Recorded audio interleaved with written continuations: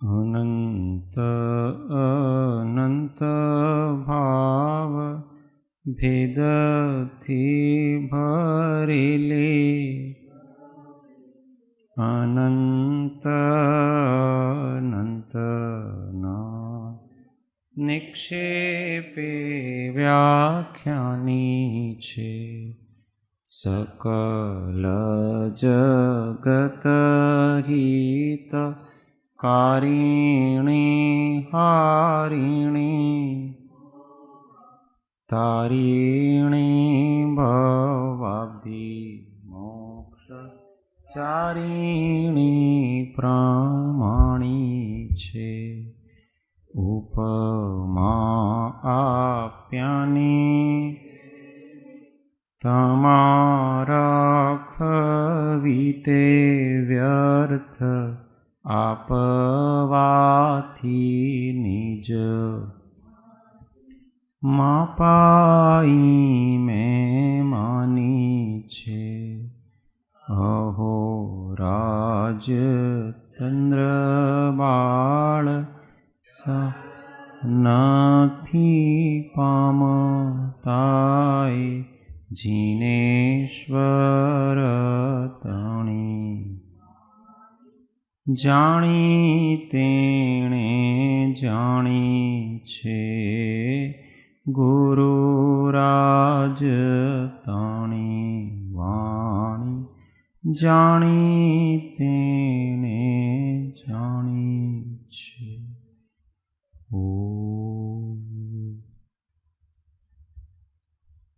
જય સદગુરુ. તત્વ વિચારમાં શ્રી આત્માનુભૂતિના ઉદ્ગારો પુસ્તક પૃષ્ઠ સંખ્યા 12.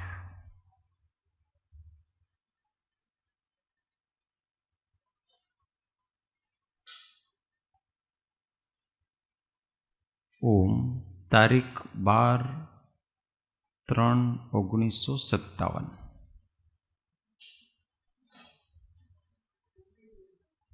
મુંબઈ. મુંબઈની ડાયરી છે. હે આત્મન, ઇન્દ્રિયોના અને વિષયોના સુખની નીચે પ્રમાણે તુચ્છતા ભાવવી કર્તવ્ય છે. ખાસ કરીને જ્યારે પૂર્વ કર્મોના ઉદયનો બળવાણપણો હોતા સાધકને રાગદ્વેષ ઉત્પન્ન થાય ત્યારે દ્રઢતાપૂર્વક પુનઃ તેની ભાવના ઇન્દ્રિય સુખની તુચ્છતાની કરવી. તો જ્યારે ઇન્દ્રિયોનું સુખ આપણને સારું લાગતું હોય, મીઠું લાગતું હોય, ત્યારે આ ભાવના કરવાની છે. જો કે મીઠું જ લાગે છે, પાંચેય ઇન્દ્રિયોનું સુખ આપણને મીઠું લાગે છે. અત્યારે અહીંયા થોડી ગરમી લાગે તો આપણને સારું ના લાગે, અને પંખો ચાલે, એસી ચાલે, તરત આપણને આનંદ આવી જાય છે. તો કયું સુખ છે? કઈ ઇન્દ્રિયનો? સ્પર્શન ઇન્દ્રિયનું. મોઢામાં સારું ન હોય તો કંઈક ખાઈ લઈએ, કંઈક ચવાણું નાખીએ, કંઈક મુખવાસ હોય તો સારું લાગે.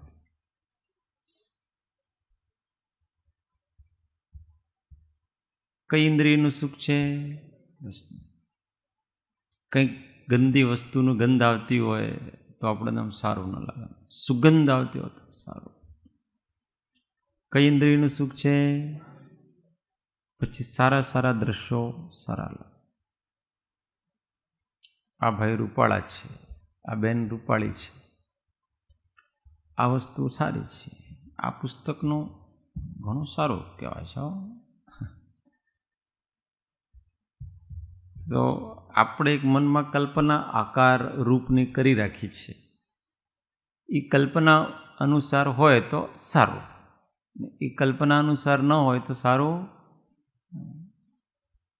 કોઈકને કાળા કપડાં સારા લાગતા હોય ને કોઈકને સારા ન લાગતા હોય. સારા લાગતા હોય તો ઘણો સારું તમારી સાડી છે, કોઈ કેમ વિચારે કાળું કાળું પહેરો છે. તો આ બધાને મનની કલ્પના છે. સારું લાગે. સ્પર્શન ઇન્દ્રિય, અરે એ કયા ઇન્દ્રિયનો છે? ચક્ષુ ઇન્દ્રિય. અને સુગમ સંગીત વાગતું, પગ ઓટોમેટિક ઊભા થાય, માથું ડોલવા લાગે. અત્યારે અહીંયા કોઈ બાંસુરીની અથવા કંઈક સારું મ્યુઝિક ચલાવે ને માથું ડોલવા લાગે, એકાગ્ર ચિત્ત થઈ જાય જીવ, શ્રેણી ચડી જાય તરત, બીજે ધ્યાન જ ન જાય ને.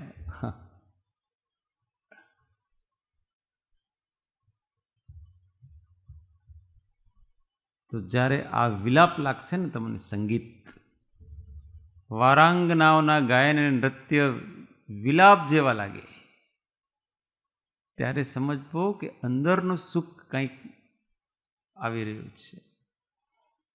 બધું વિલાપ છે. તો જ્યારે આવું મન જાય, સ્વાભાવિક રૂપથી મન જાય છે, તો એની તુચ્છતા સમજવી. કેવી રીતે તુચ્છતા સમજવી? હવે કે છે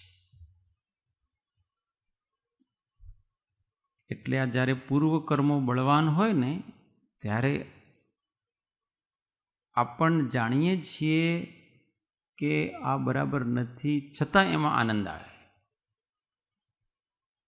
છતાં સારું લાગે. આપણને ખબર છે કે આ વિષ છે, પણ એ વિષ સારું લાગે છે. જે વિષય શબ્દ છે એ વિષય શબ્દમાં જ વિષ છે. વિષય, પહેલા બે અક્ષર તો વિષવાચક છે, ય હોવાપણાના વાચક છે. યહ એટલે જે છે. શું છે? વિષ. જે વિષ છે એનું નામ વિષય કહેવાય છે. તો જ્યારે આમ ટેસ્ટ સારો લાગતો હોય ને ત્યારે આવું વિચારો. પહેલો, તે સુખાભાસ છે. તે સુખ નથી પણ સુખનો આભાસ માત્ર છે. જેમ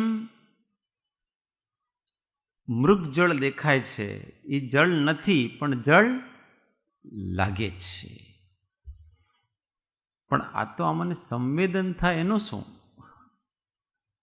તો પેલાનું પણ જ્ઞાન થઈ રહ્યું છે કે નહીં? પાણી નથી પણ દૂરથી પાણી દેખાય છે કે નહીં? એનું જ્ઞાન થઈ રહ્યું છે. એમ આનું પણ આપણને અંદર વેદન થઈ રહ્યું છે, પણ એકચ્યુઅલી છે નહીં. આ સમજવું ઘણું અઘરું છે. વાસ્તવિક સુખ નથી, એ કાલ્પનિક સુખ છે. જેમ કલ્પના કરીને આપણે કંઈક વસ્તુ ઊભી કરીએ, કાલે અમારો સન્માન સમારોહ છે, પછી આવી રીતે મને સન્માન કરશે, પછી આવી રીતે મારા વિશે થોડા બોલશે, પછી આવી રીતે મને આ પ્રકારથી આ બધું તમે કલ્પના કરો. સ્વપ્નમાં ઘણી વાર કલ્પના થાય ને, તો એમાં સુખ ઉપજે કે નહીં? સપનામાં સુખ ઉપજે. અને જો એવું સ્વપ્ન તૂટી જાય ને તો આપણે મજા ના આવે. અરે યાર, આ સપનું થોડું વધારે ચાલતું તો પેલા માળા પહેરાવવાના હતા એટલામાં તો સપનું તૂટી ગયું. એટલે પછી ફરીથી પેલો પ્રયત્ન કરે, આંખ બંધ કરીને, કદાચ માળા પહેરી લેવાય તો સારો, પણ પછી સ્વપ્ન તૂટી ગયો. એમ આ કાલ્પનિક સ્વપ્ન બધા સારું લાગે છે. વાસ્તવિક સુખ નથી, માત્ર કલ્પના.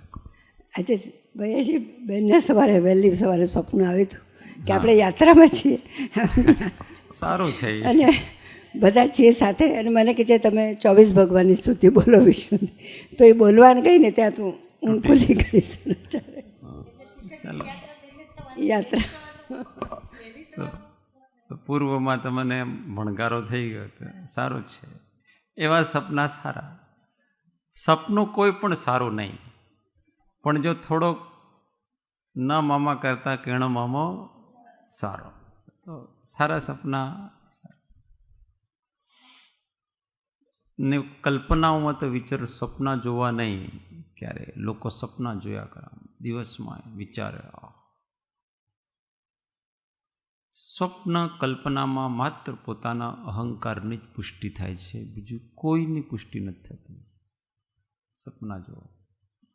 ઘણા લોકો આમ કલ્પનાઓમાં વિચરણ કર્યા કરતા હોય, સત્યથી કોસો દૂર થઈ જાય છે. ક્યારે પણ કલ્પનાને વધારવી નહીં. અંદર દિમાગમાં જાત જાતની કલ્પનાઓ આવે, પણ એમાં કલ્પનાઓને વધારવી, એમાં મીઠાશ પણ લાગે આપણને, પણ એ કલ્પના વધારવી નહીં. પેલા નાના હતા આમ કલ્પના હતી, સચિન તેંડુલકર, હું પણ રમું છું, પછી મારું સિલેક્શન થઈ ગયું છે, પછી હું બેટિંગ કરું છું, પછી છેલ્લો ઓવર છે, 12 રન જોઈએ છીએ, પછી મેં 2 સિક્સર માર્યા. આવો સ્વપ્ન જોવામાં કેટલો મજા આવે કે નહીં? કલ્પના માત્ર. મુંગેરલાલ રોજ સપના જ જુએ. ઊભું થાય ને પછી નવું સ્વપ્ન ચાલુ થાય છે. આનાથી જે પુણ્ય હોય, હવે આનું સાયન્સ બતાવું, કલ્પના કરવાથી પ્રોબ્લેમ શું છે, નુકસાન શું છે. જે પુણ્ય છે એના કારણથી જે કાર્ય હકીકતમાં એનું ફળ મળવાનું હતું, એ તમને માત્ર સપનામાં મળી અને નષ્ટ થઈ જાય. આખું પુણ્ય તમે ખર્ચી નાખ્યું ને એનું ફળ તમે સ્વપ્નમાં ભોગવી લીધું. હવે તમને વાસ્તવિકતામાં એ નહીં મળશે, કેમ કે તમારો ખર્ચ થઈ ગયો. કલ્પનાઓથી પોતાના પુણ્યનું જબરદસ્ત ક્ષરણ થાય છે. વ્યક્તિ એમ વિચારે, મારે એમ કલ્પના કરવાથી મેં બીજાનું કોઈ નુકસાન નથી કર્યું, કોઈ પાપ નથી કર્યું, કાંઈ નહીં. પણ એમાં તમારે જે અહંકારનું પોષણ છે, એનાથી તમે રાજી થાઓ છો. આ બધું રૌદ્ર ધ્યાન છે, અને રૌદ્ર ધ્યાનથી તમારા પુણ્ય કર્મનું નિરંતર ઉદીર્ણા થઈ નષ્ટ થાય છે. ને સપનામાં તમે થઈ ગયું, તમારો સન્માન સપનામાં થઈ ગયું, એટલે તમારો હકીકતમાં નહીં થશે, કેમ કે એ નિષેક ખરી ગયા તમારા. જતું રહ્યું આખું. આ સાયન્સ જાણતા નથી લોકો, એટલે સપનામાં જ વિચરણ કર્યા કરે છે અને પોતાની આત્માને નીચે લઈ જાય છે.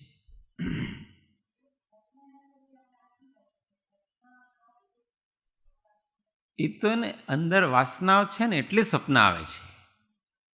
જેવી તમારી અંદર વાસનાઓ નાખી છે, એવા તમને સ્વપ્ન આવશે. હવે શિખરજી જવાનો ભાવ નાખ્યો એટલે તો પેલો 24 તીર્થંકરની આવીને સ્વપ્નો. એ ભાવ નાખ્યો ન તો ક્યાંથી આવે? જે ભાવો આપણે કર્યા છે એવા જ એ કાલાંતરમાં ઉદયમાં આવે છે. કોઈ એવું અચાનક થોડા આવી જાય. જે અંદર પડ્યું છે એ જ બહાર આવે છે. એટલે આપણને સપના પણ એ બતાવે છે કે એ સપનામાં કેવા સપના આવે છે, આપણે અંદર શું વસ્તુ ચાલી રહી છે, અંદર સત્તામાં કેટલા બધા કર્મો અને સંસ્કારો પડ્યા છે, એ સ્વપ્ન બતાવે છે.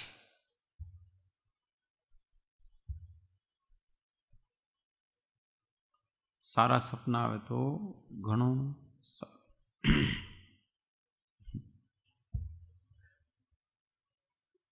કોઈને માનસિક થોડી બીમારી થઈ હોય ને, જેમ સ્ટ્રોક થયો ને એવું થયું, એ લોકોને પણ અમુક જાતનું બ્રેન અસર થાય, તો એ લોકો એમને સપના વિશેષ આવતા હોય છે. તો આખી બીમારીઓ આત્માની છે.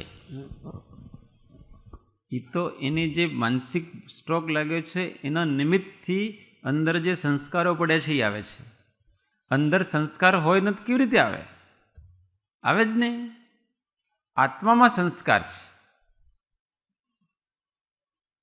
હવે કોઈકની એવી માનસિક બીમારી, ઓવર ઇમોશનલ થઈ જાય છે, તો હવે દરેક કોઈનું જોઈને એને દુઃખ થઈ જાય, કંઈક કોઈની પર લાગણી આવી જાય, તો એ તમે પહેલાં સેવન કરી છે, સંસ્કાર નાખ્યા છે. હવે તમે એ દવાઈના નિમિત્તથી, એ બીમારીના નિમિત્તથી તમને એવા ભાવ થાય છે. એમાં બીમારી કારણ નથી, સત્તાગત કર્મ કારણ છે. લોકો બીમારી મટાડવાનો પ્રયત્ન કરે છે, અહીંયા સત્તાગત જ્ઞાનીઓ સત્તાગત કર્મ મટાડવાનો પ્રયત્ન કરે. કોઈને કોઈ નિમિત્ત પામીને સત્તાગત કર્મ છે તે ઉદયાગત થાય છે. જે અંદર ન હોય એ બહાર આવે જ નહીં, કોઈ કાળે ના આવે. કે આ ભાઈને છે ને આમ વાસ્તવમાં તો એવો છે નહીં, પણ આ એવા જાતનાને માનસિક બીમારી થઈ છે ને એટલે, પણ એની દ્રવ્યની યોગ્યતા તે સમયે તેવી જ છે. કોઈ પાગલ છે તો એને એવી દ્રવ્યની યોગ્યતા જ પાગલ જેવી છે એની. જેવી યોગ્યતા હોય એવા જ પ્રકારનો કર્મનો ઉદય આવે, એવા જ પ્રકારની વ્યાધિ આવે, એવા જ પ્રકારનું બધું થાય છે. એ તો આપણે એને બીમાર છે એમ ગણી અને એને માફ કરીએ છીએ, એ એક જુદી વસ્તુ છે, પણ એ અત્યારે એવો જ છે. આ વસ્તુ સ્થિતિ છે. तीर्थंकर की माता जो सपने देखती है वो तो भावी मंगल के लिए नहीं सारा होता है। स्वप्न બે પ્રકારનો ને, સારા હોય ને એક દુઃસ્વપ્ન હોય, એક સુસ્વપ્ન હોય. સ્વપ્ન સ્વપ્ન છે. સ્વપ્ન એમ બતાવે છે કે તમને પ્રગાઢ નિદ્રા નથી આવતી. જ્યારે નિદ્રા ના આવે ત્યારે સ્વપ્ન આવે. પ્રગાઢ નિદ્રામાં કોઈની સ્વપ્ન ના. પણ સપનાને સ્વપ્ન જાણી અને એનો વધારે વિચાર ન કરવો. મને આમ સપનું કેમ આવ્યો, અચાનક આવ્યો, જે અંદર હતું એ બહાર આવી ગયું ને, જતું રહ્યું, ભૂલી જાઓ. વાસ્તવિક સુખ નથી, કારણ કે જ્ઞાની પુરુષોએ તેને તુચ્છ અને અજ્ઞાનજનિત કહ્યું છે ને તે તેમ જ છે.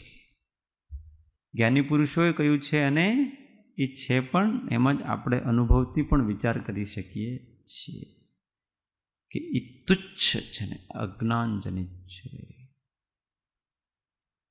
તુચ્છ એટલે જેને ઉમદા પુરુષો, ખાનદાની પુરુષો માટે કરવા યોગ્ય નથી, ગંભીર પુરુષો માટે આ કરવા યોગ્ય નથી. જ્યારે જીવનમાં ગાંભીર્યતા આવે છે ત્યારે આ બધું તુચ્છ વિષયોમાં જીવને આમ એવી ચેષ્ટાઓ ન થાય એનાથી, અગાંભીર્યયુક્ત ચેષ્ટા ન થાય એનાથી. એટલું ગંભીર થઈ ગયું છે કે હવે આમ ડોલવાવાળું ન થાય. જે ડોલતા હોય એમ સમજી જવાનું કે હજી સુધી તથારૂપ ગાંભીર્ય પ્રગટ થયો નથી. ભોજનમાં લંપટપણું ન હોય, કેમ કે ગંભીરતા છે. ઠીક છે, જે છે તે બરાબર. ખુશ ન થાય, કોઈ ઇન્દ્રિયના વિષયમાં એ વધારે આમ લંપટપણું ન દેખાય, કેમ કે ગાંભીર્ય છે.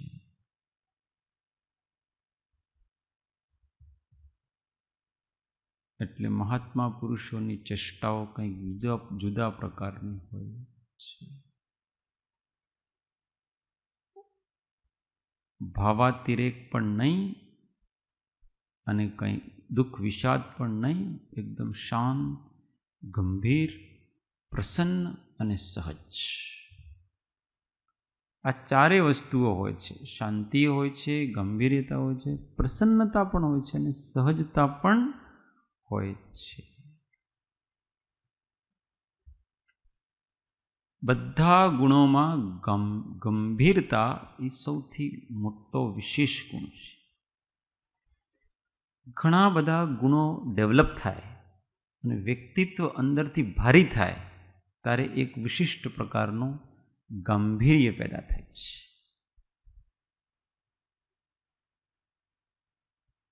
એટલે મોટા પુરુષો ઘણા ગંભીર હોય, એમના ઇન્દ્રિય સુખોમાં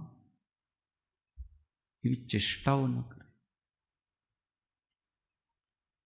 એટલે એવા આંખના ઈશારા ન હોય, એનો આવું એવું કંઈ ન હોય, તમને એમ લાગે જ નહીં કે એકદમ સ્થિર કૃપાળુદેવ જેવા.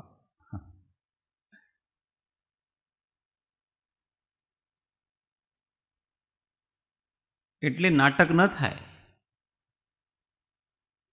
નોટંકી ન થાય, જે છે એવું જ થાય. આ જેમ જેમ આપણી દશા ઉપર આવે ત્યારે આપણને ખ્યાલ આવે છે. ડુપ્લિકેટ નહીં. તમને અંદરથી આનંદ આવતો જ નથી ને તમને કોઈ એમ કહે કે અમારી સાથે નાચો ને, અમે કેવી રીતે નાચીએ ભાઈ? આનો કોઈ ઇફેક્ટ નથી જરાય. પછી ડુપ્લિકેટ બીજાને રાજી રાખો, એવું ન થાય ભાઈ. સોરી.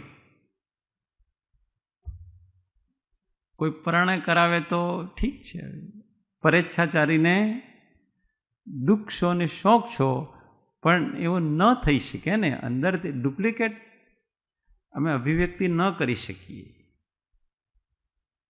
લોકોને રાજી રાખવા માટે આમ ખુશ થવો, આહા મજા આવી ગયા. ભાઈ ના આવ્યા તો ન આવ્યા, એમાં શું છે? જ્યાં મજા નથી ત્યાં ન જ આવે ને, ક્યાંથી આવે? તમને ત્યાંથી મજા આવશે એનો મતલબ તમારા અંદર મજા નથી. ન હોય તો જ હોય ને, બહારથી આવે આખું. એના કારણથી કે માયાચારી ન હોય. મહાત્મા પુરુષોમાં માયાચારી ન હોય. કોઈ પણ ડુપ્લિકેટ દેખાડો નહીં, જેટલું છે એટલું જ છે બસ. એનાથી વધારે એક્સપ્રેશન નહીં.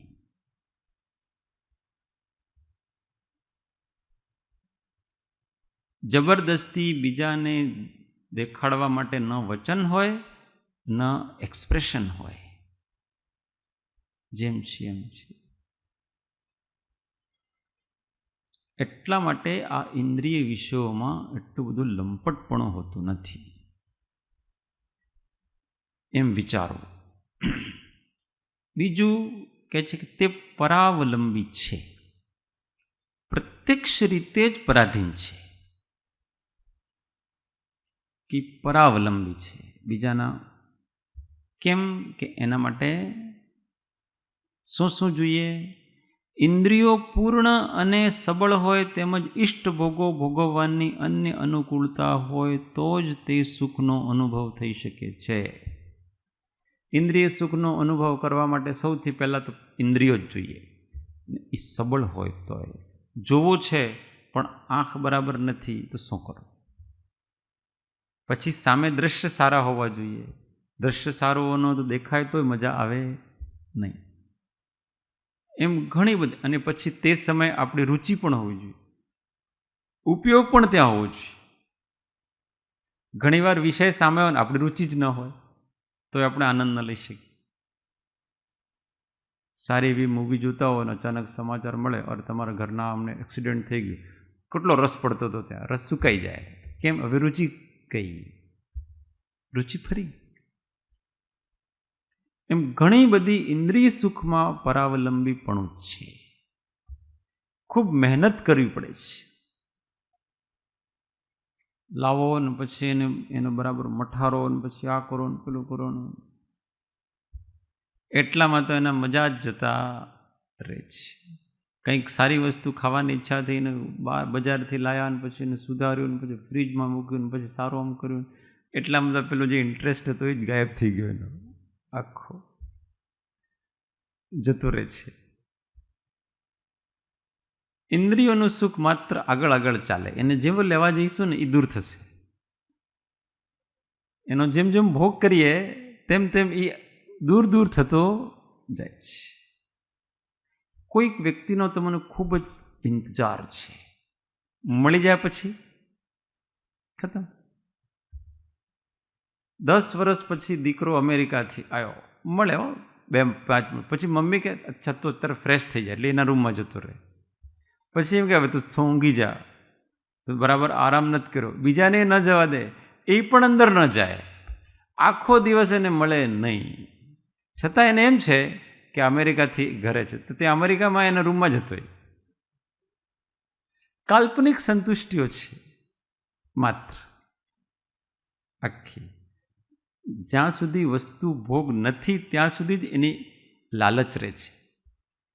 અને એ લાલચ એની ઉત્કંઠા જગાવે છે. એ ઉત્કંઠાથી જીવને સુખ થાય છે. અને આકુળતા પણ થાય છે. હવે મળી જાય તો એની ઉત્કંઠા ખતમ થઈ જાય છે.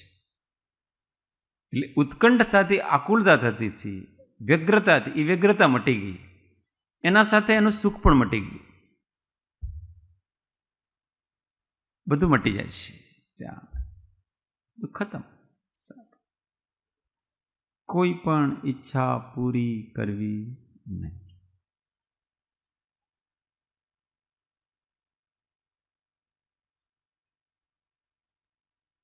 એક સાધક ને એકવાર એમનો ફોન આવ્યો, મને છે તમારી સાથે વાત કરવાની ખૂબ ઈચ્છા થાય. મેં કહ્યું કરો, આઈ એમ રેડી. મને ઘણી વધારે ઈચ્છા થાય, ઘણી વધારે કરો, એમાં શું વાંધો છે, મને કોઈ પ્રોબ્લેમ નથી એમાં. તો હું છે ને ન કરું. પછી શા માટે ન કરો? મારી ઈચ્છા પૂરી થાય ને પછી તમારી સાથે વાત કરવાની મારી ઈચ્છા ન રહે ને એ મને ન ગમે. જો વ્યક્તિને આ બાજુ ન ગમે, આ બાજુ ન ગમે. જો પૂરી થઈ ગઈ ને મારું મન ભરાઈ ગયું તો પછી એટલે એ પણ મારે થોડો બાકી રાખવું છે. પેલા છોકરાઓ છે ને એમ કરે, ભોજન સારો બન્યું હોય ને, મીઠાઈ કેમ, તો પછી બધું ન ખાય, થોડુંક સાંજ માટે બાકી રાખે. થોડોક હું 2 કલાક પછી ખાઈશ, પછી થોડો સાંજે ખાઈશ, પછી થોડો બીજે દિવસે ખાય, એમ 3-4 દિવસ સુધી ચલાવે એને, બાકી રાખે. બધું ખાઈ લે ને તો મટી જાય આખી. એમ આ જીવને એવો છે કે આખી ઈચ્છા પૂરી થઈ ગઈ તો જીવવાના મજા એ સમાપ્ત, એટલે પૂરી ન થવા દેવી, રાખ્યા જ રાખવી એને, થોડી. કેમ કે આનું આખું જીવન જ ઈચ્છા ઉપર ડિપેન્ડ છે. તો જે છે પૂરી કરી લો ને, ખતમ. પણ એમ નહીં, પૂરી થઈ જાય પછી જીવ એ ઈચ્છાના એ ઉત્કંઠાથી, વ્યાકુળતાથી તેનું જીવન છે આખું. એના જીવનનો આધાર જ એ છે ઈચ્છા. એ જ મટી જાય તો એને એકદમ ડર લાગે કે હવે હું મારા જીવનનું શું લક્ષ્ય? જો મારી કોઈ ઈચ્છા જ ન કરવામાં આવે તો પછી હું જીવું કોના આધારે?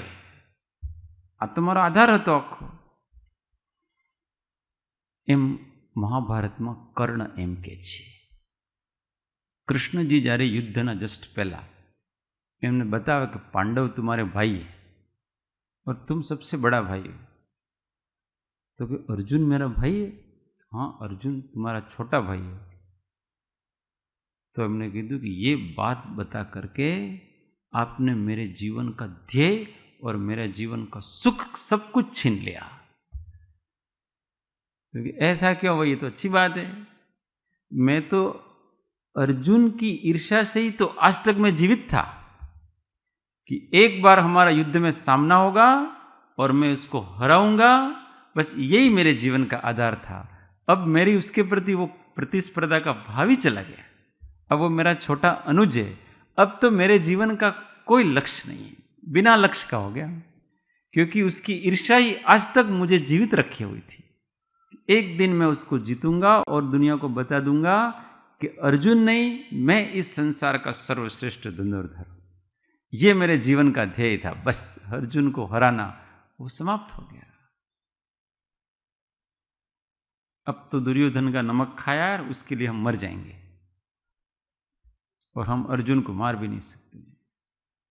अब भले वो सामने आ भी जाए तो भी अब हमको जीतने का इतना मजा नहीं रहेगा अब, क्योंकि वो ईर्ष्या भाव जब तक था तब तक द्वेष था, इसलिए जीतने का मजा था. अब भाई को मार के किसको मजा आएगा?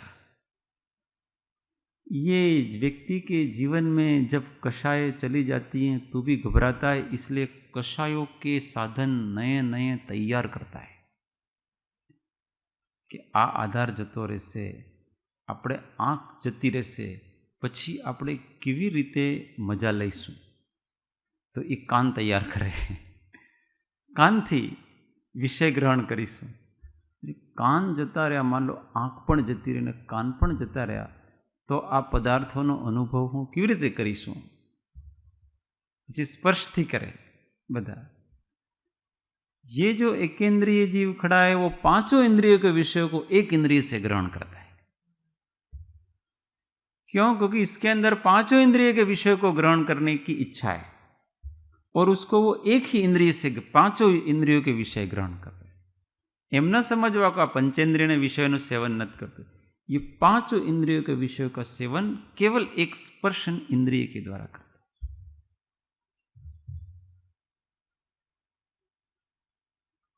क्यों? क्योंकि कोई भी इंद्रिय का विषय हो उसमें स्पर्श रस गंध वर्ण नियम से होते हैं। अभी जैसे किसी पेड़ के पास में जाकर के अपन कोई बहुत सुगम संगीत बजाते, अब उसको कोई सेंसेशन होगा कि नहीं, वो उस विषय को ग्रहण कर रहा है कि नहीं। अब आप सिद्धांत दृष्टि से देखो तो ऐसा है कि स्पर्शन इंद्रिय है, उसके पास कान है नहीं, वो ग्रहण कैसे करेगा, सुनेगा कैसे। परंतु वो जो आपके शब्द हैं उस शब्द में स्पर्श भी है कि नहीं? उस शब्द का स्पर्श है क्योंकि ध्वनि है ना, और पुद्गल है वो, और प्रत्येक पुद्गल में स्पर्श रस गंध वर्ण है। तो वो जो मधुर स्पर्श है ना, वो मधुर स्पर्श को वो ग्रहण कर रहे हैं उस शब्द का। और ऐसे समझ सुगंध दुर्गंध सबको, जो गंध है उसका अपना एक स्पर्श है और वो स्पर्शन इंद्रिय द्वारा ग्रहण किया जा सकता है, इसलिए उस गंध को वो स्पर्श के द्वारा ग्रहण कर रहा है।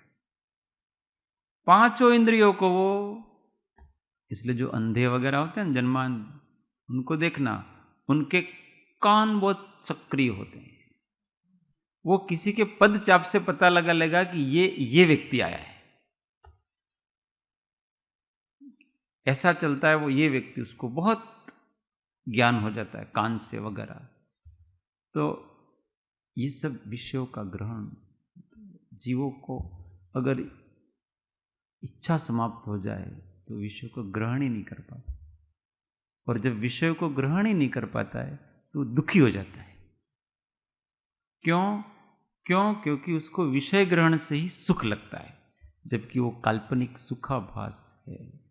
उस सुखाभास को यहाँ पर वो वास्तविक सुख मानता है। इंद्रियों पूर्ण ने सहज होय सबળ હોય તેમજ इष्ट भोगों ने भोगवવાની अन्य अनुकूलता हो तो ज ते सुखનો अनुभव થાય છે। कितनी पराधीनता है, और अपने को ऐसे ही सुखी रहना तो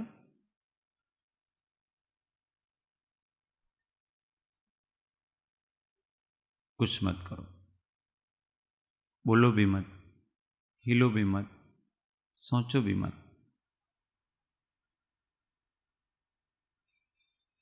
तो हम सुखी सुखी। पर ये अंदर तलब आती है, जो संस्कार डाले हैं ना, तो हम जैसे जैसे इस प्रकार से निष्क्रिय ध्यान करने जाते हैं और अंदर अंदर वो तलब जागती है, पूर्व के संस्कार, तो हमको स्थिर नहीं होने देती।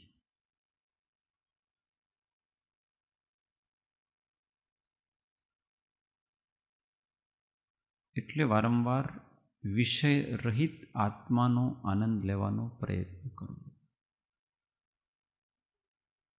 મૌન, એવા સાધનામાં એવા પરિબળોનું તમે અવલંબન ન લેવું। ઘણીવાર આપણે સંગીત વગેરેનું ધ્યાનમાં, મેડિટેશનમાં ઘણા બધા અવલંબન લે છે। आपकी ऐसी आदत पड़ जाएगी, आपका तत्व चिंतन कुछ हो ही नहीं पाएगा, और आप ऐसे एक उल्टे मार्ग पे चल दोगे। वो इंद्रिय का विषय आपको थोड़ी देर अच्छा लगता है, ठीक है, उसको आपने भजन का रूप दे दिया है, पर आपको तरंगे हो रही है वो भजन के शब्द से, उसके अर्थ से, उसके संवेदन से नहीं हो रही है, वो म्यूजिक से ही हो रहा है सारा। मुख्य तो इंद्रिय का विषय ग्रहण किया जा रहा है आपके, और इसलिए हो रहा है बस। ऐसे तो देव लोग हमेशा संगीत गाते ही रहते हैं, इसलिए आत्मा से इतने दूर है। ऐसे साधनों का कभी प्रैक्टिस नहीं डालनी। ये उल्टे उल्टे रास्ते पर लोग कुगुरु चढ़ा देते हैं। आत्मा का वास्तविक पता नहीं है, पदार्थ का। कोई जाए मने मारा ध्यान सीखड़ाओ ने, तो हाँ बैठो, श्वास पर ध्यान दो। श्वास आ रही है, जा रही है, देखो ये आ रही है, ये जा रही है, ये तो वो तो आ रही है जा रही है, इसमें तुम कौन सी बड़ी बात कर रहे हो? थोड़ी देर के लिए आप दिल लगी कर लोगे उसकी। उसमें क्या किया आपने? पुद्गल के ऊपर थोड़ी देर तक एकाग्र हो गए तो उसमें किया क्या आपने? और एक बात प्रैक्टिस हो जाती है इसकी, आपको फिर तत्व ज्ञान दिया जाएगा और तत्व चिंतन के लिए आत्मा की भावना करने का कहा जाएगा। आपका ध्यान वहीं के वहीं जाएगा क्योंकि आपने उस विधि को प्रैक्टिस में लाया है। ऐसे बहुत से लोग मेरे पास आते हैं, फिर सत्संग वगैरह सुनते हैं और आत्मा का पता पड़ता है, और वास्तव में तो आत्म भावना से आत्मा की प्रसिद्धि होती है, इन सब प्रयोगों से नहीं होता है कुछ भी। फिर कहते हैं कि हमने प्रैक्टिस कर ली है, हम तत्व चिंतन करने जाते हैं न वही आ जाता है, श्वास ऊपर जा रही है, क्योंकि आपने इतने वर्षों से प्रैक्टिस कर ली। कुगुरुओं ने फंसा रखा है। आप पहले ऐसी जगह फंस चुके हो कि उसको पता ही नहीं है आत्मा का, वो भी ऐसे ही बताएगा, श्वासों को खींचता जाएगा। अंदर इतनी सारी वासनाएं पड़ी हुई हैं, ये पड़ी हैं, क्या है सब। कोई पण शना होए पर उससे आत्मा नहीं मिलेगा, सीधी सी बात है आपकी। आत्मा की प्रसिद्धि केवल और केवल आत्मा क्या है वो जानो, और वो जैसा है वैसा आप उसको लक्ष्य में लो, वैसी भावना करो। आत्म भावना भावता विचार से अधिक श्रेष्ठ साधन न तो इस जगत में कोई था न कोई इस जगत में है। विचार के अलावा आत्मज्ञान और आत्म समाधि का कोई साधन आज तक बना नहीं है। बाकी सब थोड़ी देर के लिए ठीक है, वही है। अशुभ से बचने के लिए ये सारी बातें ठीक हैं, पर आपको अंतर्मुख होना है तो आपको तत्व चिंतन का सहारा लेना पड़ेगा। बोध नहीं होगा वो क्या करेगा? जिसको बोध नहीं है ना, इसलिए उल्टी सीधी चीज़ों में फंसते हैं। पर आत्मानुसंधान करो ना, अपने स्वरूप की खोज करो, इससे आपकी मौलिक साधना बनेगी। वो तो आप डिपेंड हो रहे हो किसी के ऊपर। फिर आप जब अकेले पड़ गए ना, अब कोई नहीं है, संगीत भी नहीं यहाँ, तो अब अपने ध्यान कैसे टिकाएंगे? क्योंकि आपने टिका रखा था उपयोग को किसी के ऊपर जबरदस्ती। तब पता पड़ेगा कि हम कितने पराधीन हो गए। और यहाँ तो आत्मा तो स्वाधीन है ना, हम यहाँ बैठे हैं, इसी समय भीतर में जाओ, यह मैं हूँ, इसी के विचार, इसी की भावना, ये शांत निराकुल चैतन्य, ये विचार शक्ति को बढ़ाया जाए। जितना जितना अपना विचार बल बढ़ेगा ना, उतना उतना अपना ध्यान बल बढ़ेगा। पर ये बाकी जितने अवलंबन हैं आपकी विचार शक्ति को पूरा का पूरा जड़ कर देते हैं, खिलने ही नहीं देते हैं अंदर की विचार शक्ति को। क्यों? क्योंकि आपने अटका रखा है वहां पर। એટલે यथार्थ ज्ञानी पुरुष અને જ્ઞાની પુરુષને બતાવેલી પદ્ધતિ સિવાય कोई मार्ग नहीं। ठीक है, थोड़ी देर के लिए आपका उपयोग बाहर जाए तो ऐसा करा लेते हैं कि आ पगनो अंगूठो छे, आ छे, पेलो छे, ऐसी करो, ये करो। ये सब केवल और केवल बाहर जाती हुई वृत्ति को रोकने के लिए अवलंबनभूत है। अंत में तो ये कहेंगे निराबाद ज्ञान में स्थिति करवी। जो अंत में करना है वो पहले से ही क्यों न किया जाए। जो अंत में इन सबको छोड़ना ही है तो प्रैक्टिस ही क्यों करना ऐसी चीज़ों की कि जिनको छोड़ने में बड़ी तकलीफ हो अपने को। इसलिए सीधा मार्ग लेना। कृपाल देव ने सीधा अपने को एक विचार का, आत्मविचार का मार्ग दिया, और समस्त आगमों में यही है। जिनेंद्र भगवान ने ध्यान के जितने प्रकार बताए, धर्म ध्यान, इसमें सब यही है। आज्ञा विचय, इसमें विचार करना है। विचय सब में विचार, अपाय विचय उसमें भी विचार ही करना है। विपाक विचय उसमें भी विचार ही करना है। संस्थान विचय उसमें भी विचार ही करना है। और पदस्थ, रूपस्थ, पिंडस्थ इसमें भी विचार ही करना है। सब में विचार के बिना तो आपके कुछ चलने वाला ही नहीं है। और हम विचार कोई गौण करके किसी जड़ में फिट होना चाहते हैं, तो ये तो अपने आत्मा को आवृत करने जैसी वस्तु है।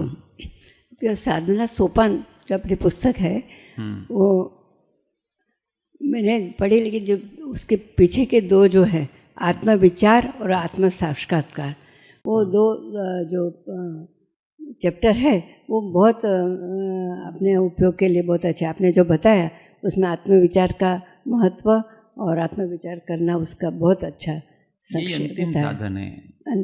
बाकी वहाँ प्रयोग बताएंगे। आपका मन नहीं लगता है तो दीपक जलाओ, फिर वो ज्योति के ऊपर थोड़ा ध्यान दो, क्योंकि संसार के इतने अधिक विकल्प चल रहे हैं, तो क्या करें। परंतु वो उपयोग क्या होगा, उस ज्योति के आकार ही होगा। अगर आप आत्मविचार में नहीं आए तो वो पुद्गलाकार ही होगा, आत्माकार नहीं हो सकता। अगर उपयोग को आत्माकार करना है तो उपयोग को आत्मचिंतन में लगाओ, उसके अलावा कोई उपाय नहीं है यहाँ पर।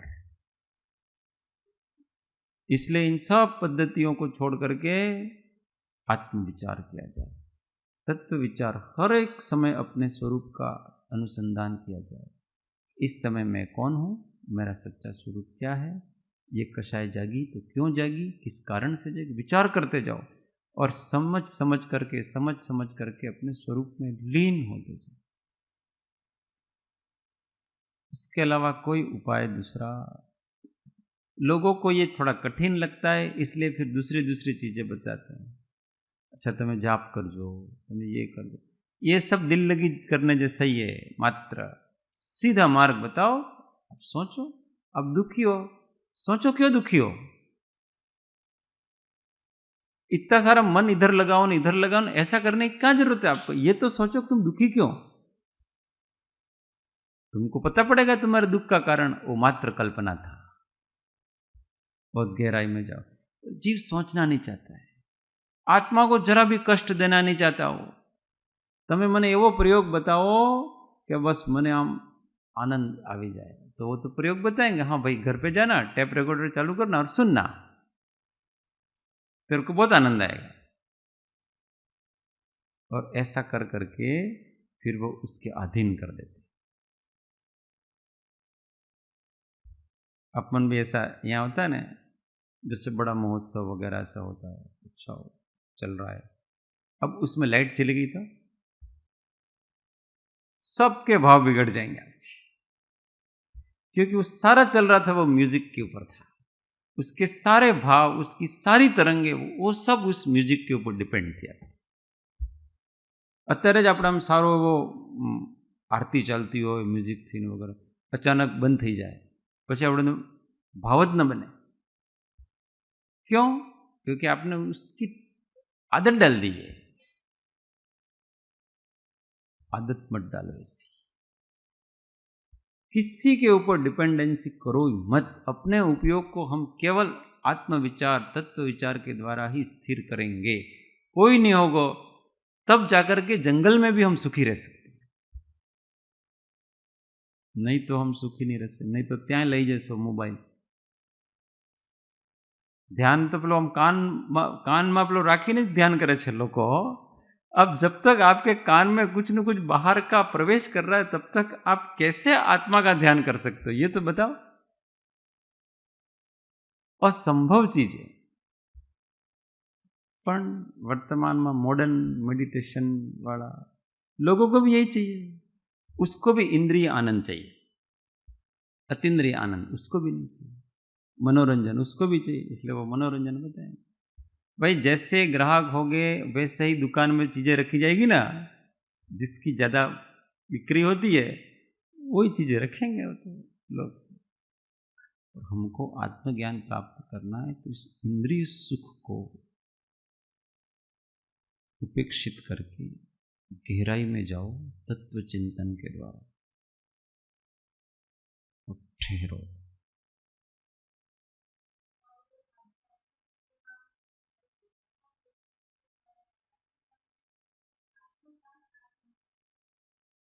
अरे ज्ञान अनंत तीर्थंकरों ने यही किया है, और कोई किया।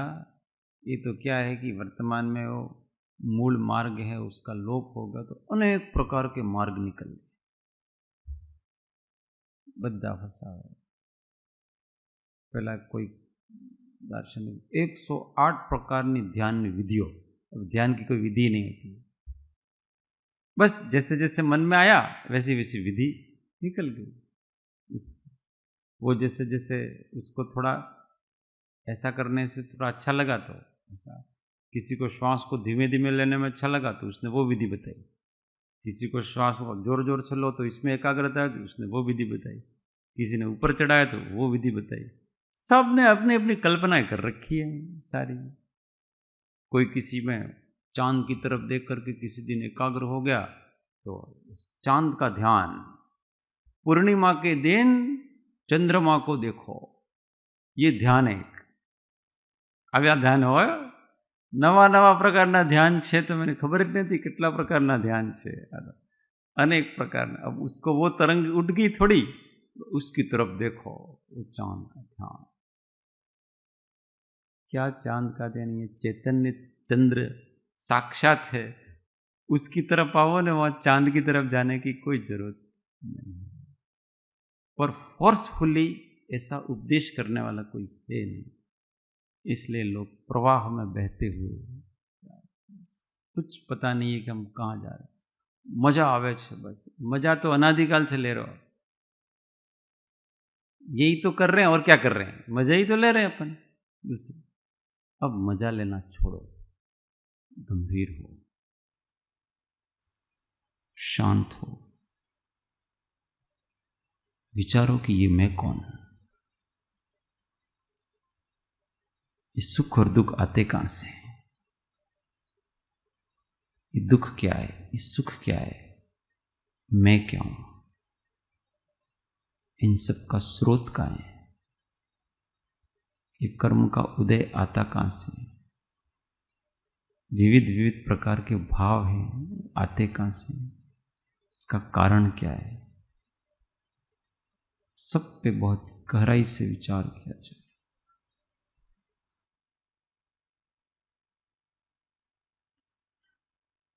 ऐसा विचार करते करते आत्मा के समीप जाया जाता है, फिर उसमें आत्मानंद के फूल खिलते हैं।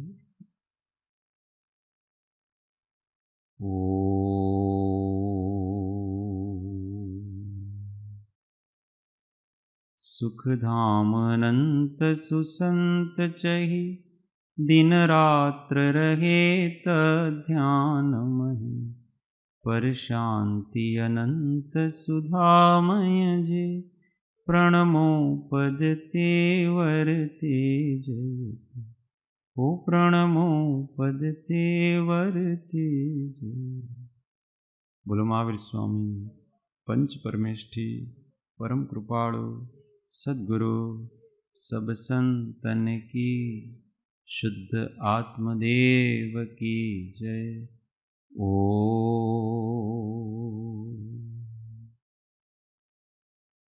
जय सद्गुरु।